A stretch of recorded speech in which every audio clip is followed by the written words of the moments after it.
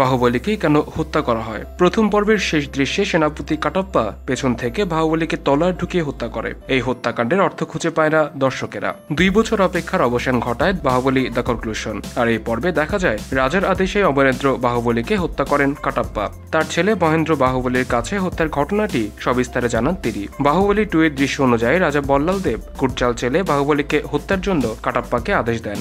তা শুনে কাটাপ্পা রাজমাতা শিবগামীর কাছে তার মত জানতে চান। ফিরিয়ে নিতে বলেন এই রাজাদেশ। এ পাপ তিনি করতে পারবেন না বলে সাপ জানিয়ে রাজমাতার সম্মতি আছে কিনা জানতে চান। বল্লালের কুটচাল না বুঝে রাগান্বিত শিবগামী বলেন বাহুবলীকে মরতেই হবে। এই কথা শুনে কাটাপ্পা নিজের তলোয়ার বের করে রাজমাতাকে বলেন এ পাপ আমি করতে পারবো না, আপনি বরং আমাকে হত্যা করুন। জবাবে শিবগামী বলেন তুমি হত্যা না করলে আমি নিজেই তাকে হত্যা করব, কারণ সে হত্যাযোগ্য অপরাধ করেছে। এবার কাটাপ্পা বলেন না রাজমাতা, এ পাপ আপনি করবেন না, আমি এই কাজ করব। আর সেই রাজ আদেশে বাহুবলীকে হত্যা করেন কাটাপ্পা। অন্তিম মুহূর্তে তার কাছে ক্ষমা চেয়ে নিজেকে হত্যার জন্য বাহুবলীর কাছে সমর্পণ করেন।